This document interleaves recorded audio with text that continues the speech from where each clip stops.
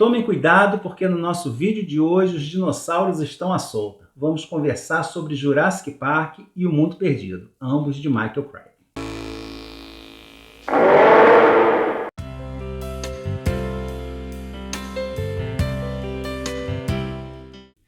Olá pessoal, sejam todos muito bem-vindos ao Livros e E-Books. Eu sou o Carlos e hoje conversaremos sobre essas duas obras que deram origem a uma das franquias mais marcantes da história do cinema, mas que no meio literário nem são tão conhecidas assim, a meu ver injustamente, porque elas têm méritos suficientes para merecerem ter vida própria, né, e não ficarem atreladas aos filmes. Para quem viveu no planeta Terra na década de 90, provavelmente se lembra da dinomania que tomou conta do mundo, né? Especialmente em 1993, quando foi lançado o filme Jurassic Park ou O Parque dos Dinossauros, do Steven Spielberg, que até hoje é uma das maiores bilheterias do cinema e deu origem a uma enxurrada de produtos de todo tipo que envolvessem dinossauros. Mas pouca gente sabia que o filme teve origem em um livro, publicado em 1990, escrito por Michael Crichton, que é um famoso escritor de ficção científica. E eu acho até estranho dizer que esse é um livro de ficção científica, porque eu tenho aquela imagem, né, de que ficção científica envolve robôs, naves espaciais, viagem no tempo, é esse tipo de coisa.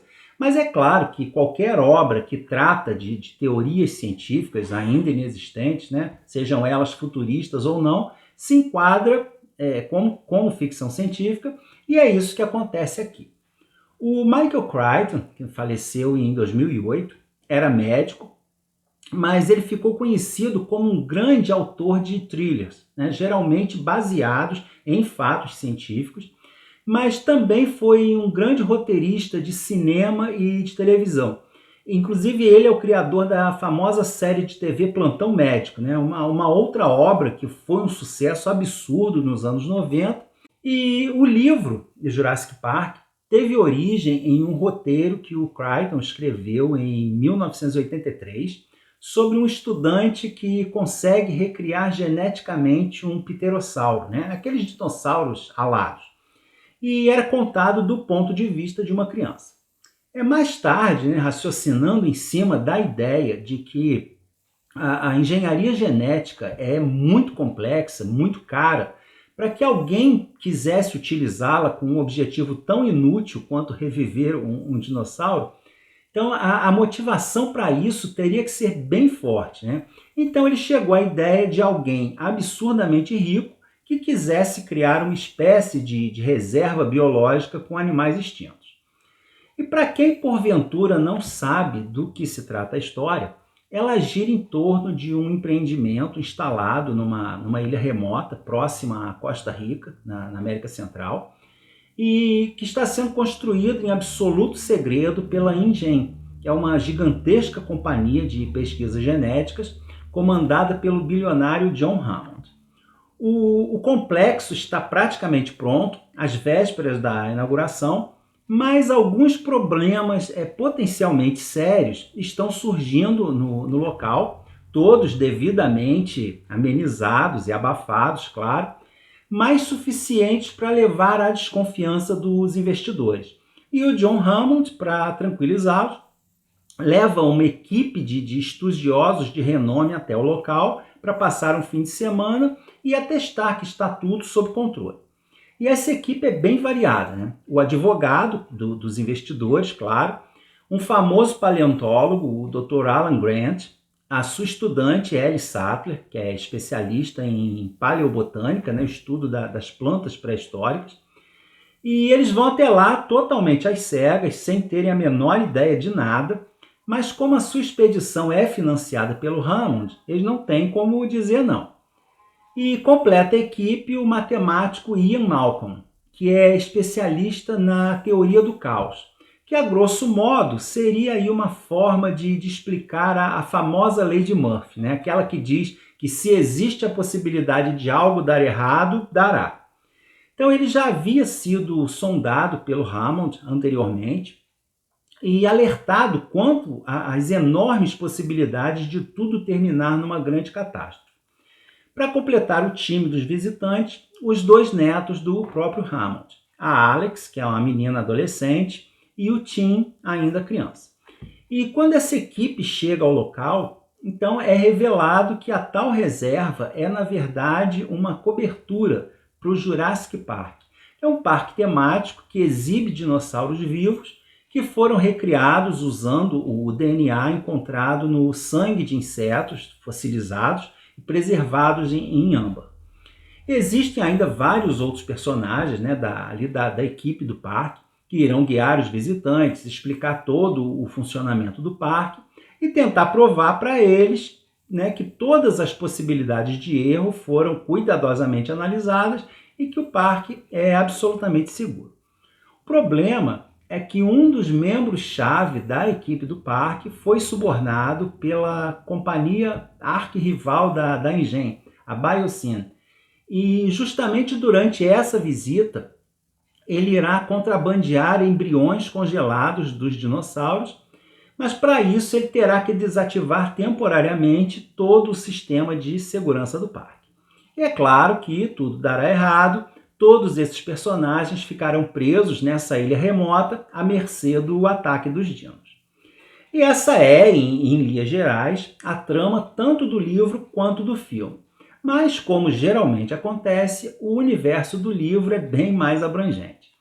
O Steven Spielberg ficou conhecido como um cineasta inovador, com filmes muito bem realizados, com enorme apelo emocional, e vários deles passaram a fazer parte do imaginário popular. Mas, em suma, eram aventuras mirabolantes, né, com o intuito de divertir e, claro, enriquecer os estudos. Então, o livro não só tem um tom bem mais adulto e sério, como também traz informações e discussões sobre temas que foram apenas arranhados no filme. O que acontece é que esse conhecimento prévio do filme não chega a atrapalhar, mas eu confesso que ler esse livro sem ter conhecimento nenhum da história deve tornar a leitura muitíssimo mais interessante.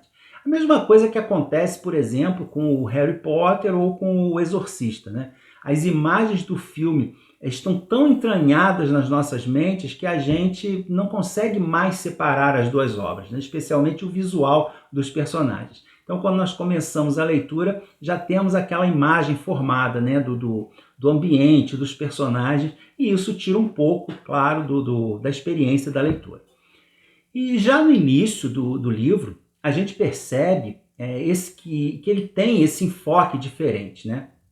Porque ele já abre com o relato de como a comunidade científica deixou de agir motivada pela sede de saber, né, para ser guiada cada vez mais pelos interesses comerciais, pelo desejo de fama e fortuna dos cientistas, né, geralmente patrocinados por grandes conglomerados, né, que direcionam os financiamentos e as pesquisas apenas porque possa trazer retorno financeiro imediato, né, sem preocupações com segurança, com ética, né, esse tipo de coisa. E o livro é todo permeado por discussões desse tipo, mas também por muitas outras informações científicas, né, sobre teorias matemáticas, sobre biologia, genética e, claro, comportamento dos dinossauros. Mas não pensem que todas essas teorias tornam o livro enfadonho, porque o autor sabe muito bem dosar essas inserções com momentos de pura adrenalina, de suspense, né? E mesmo quem tem as cenas do filme na cabeça fica empolgado e querendo saber como as diversas situações irão se resolver. Os personagens do livro também ajudam nisso, porque apesar de serem os mesmos do filme, eles têm personalidades e motivações um pouco diferentes. O John Hammond, por exemplo, não é aquele vovô bonzinho do filme, um crianção que parece que está em um grande parque de diversões, mas é um empresário que basicamente visa o lucro e beira aí o inescrupuloso. As próprias crianças também são bem diferentes, né? Não só por terem suas idades trocadas, como também a personalidade. A menina é uma adolescentezinha fútil e histérica, enquanto o menino é bem mais inteligente e sofre bullying da irmã e do próprio pai por conta disso. E o livro também traz muitas cenas que não aparecem no filme, ou aparecem de forma modificada, né, por necessidade do roteiro, ou por causa da capacidade técnica da época, né? Como uma cena no aviário, que só irá aparecer lá no terceiro filme, por causa da dificuldade de se fazer dinossauros alados plausíveis, né, na época do primeiro filme. Então é um livro que vale a leitura tanto para quem quer apenas se distrair, como para quem procura algum conhecimento científico sobre dinossauros ou discussões muito bem embasadas sobre ética científica, sobre os limites da ciência, né? Até onde o homem pode ou deve avançar. E nesse aspecto o livro inclusive traz alguns ecos aí do Frankenstein, né? Com um viés mais moderno, claro. E o sucesso estrondoso do filme refletiu nas vendas do livro, e o Michael Crichton se viu pressionado a escrever uma continuação, mas recusou todas as propostas, até que foi convencido pelo próprio Steven Spielberg, que disse que gostaria de dirigir uma adaptação, desde que ele escrevesse a história. Então, em 1995, saiu O Mundo Perdido, que é a continuação direta da história do primeiro, mas dessa vez protagonizado pelo matemático, né, o Dr. Ian Malcolm, que anos depois, diante dos indícios cada vez mais frequentes de que os dinos ainda estão vivos em uma outra ilha, né, mas de forma totalmente livre e natural, e ele é obcecado pela ideia de descobrir a verdadeira razão da sua extinção. Então ele vai ao local, acompanhado de uma ex-namorada, né, um especialista em comportamento de predadores, a doutora Sarah Harding, 2 outros companheiros e, novamente, 2 crianças, né? E eles vão para lá resgatar um outro paleontólogo, o Levine.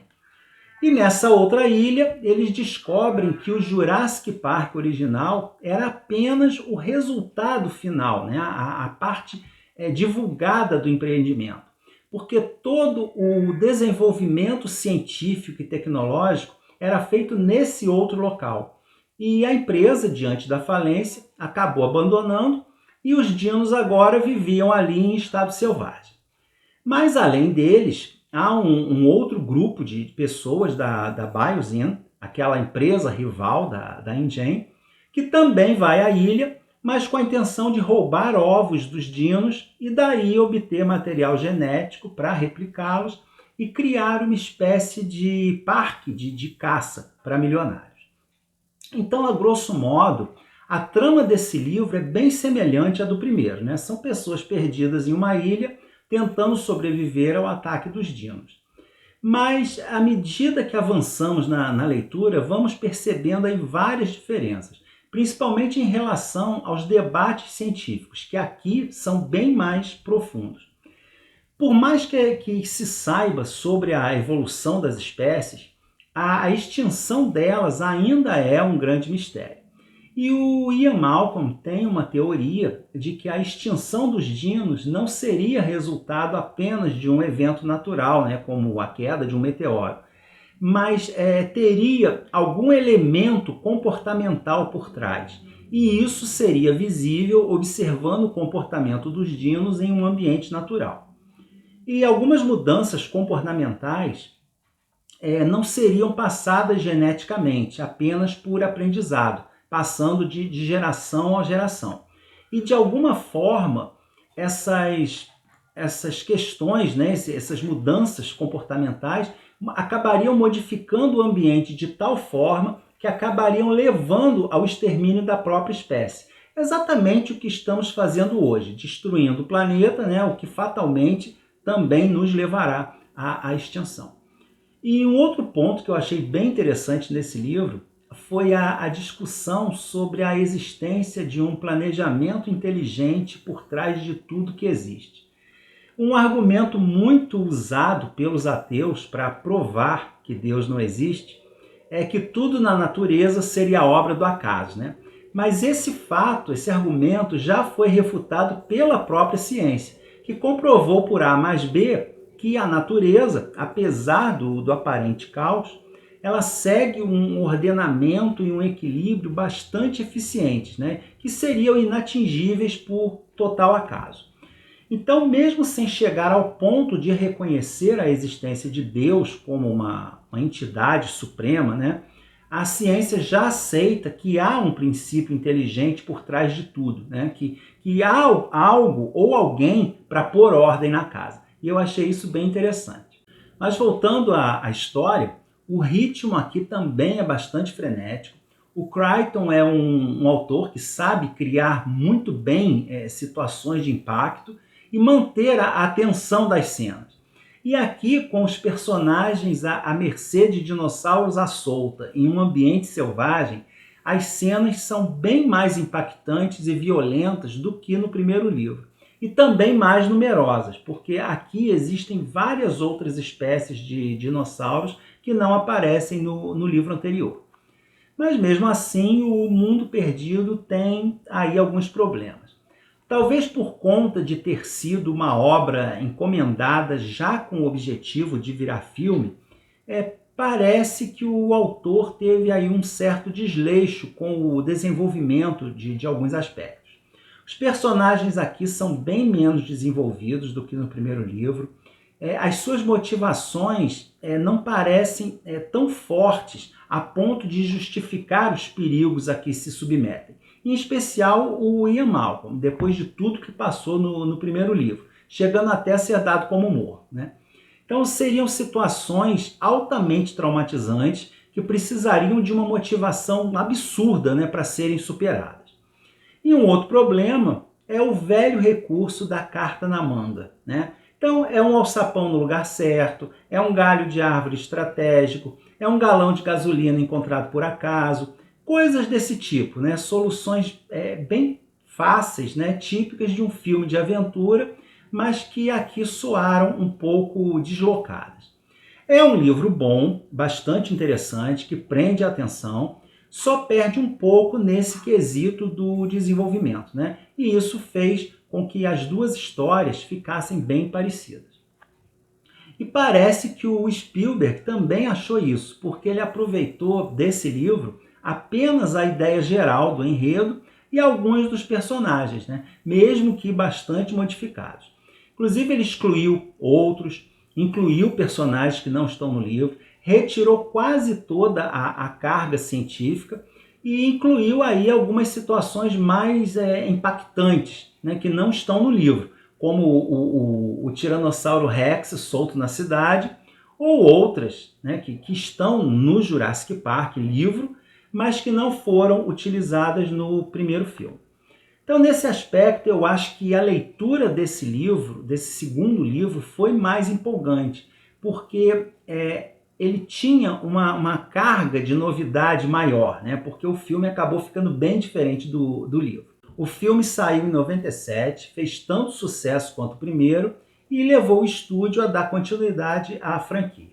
Mas, infelizmente, parece que a ganância sem limites que levou a uma ciência rasa e desinteressante, né, criticada no livro Jurassic Park, acabou sendo imitada pelo cinema, porque os filmes posteriores foram querendo superar os anteriores, né, com dinossauros cada vez maiores e mais ameaçadores, mas que nunca existiram.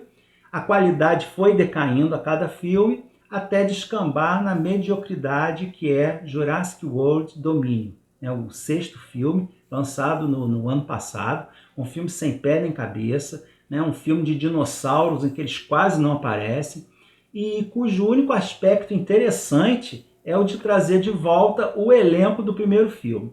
Mesmo que os personagens não tenham muito o que fazer na história e estejam lá claramente apenas para despertar o saudosismo dos fãs, né, o chamado fanservice. Em resumo, eu recomendo a leitura desses livros para todo mundo, até mesmo para quem já conhece os filmes, porque eles trazem muito mais do que uma simples aventura. É leitura de entretenimento, sim, mas o Crichton fala de questões importantes com propriedade, além de escrever muito bem. Eu fiz a leitura dos dois no Kindle, mas para quem faz questão do livro físico, existem duas edições à venda, ambas da Aleph.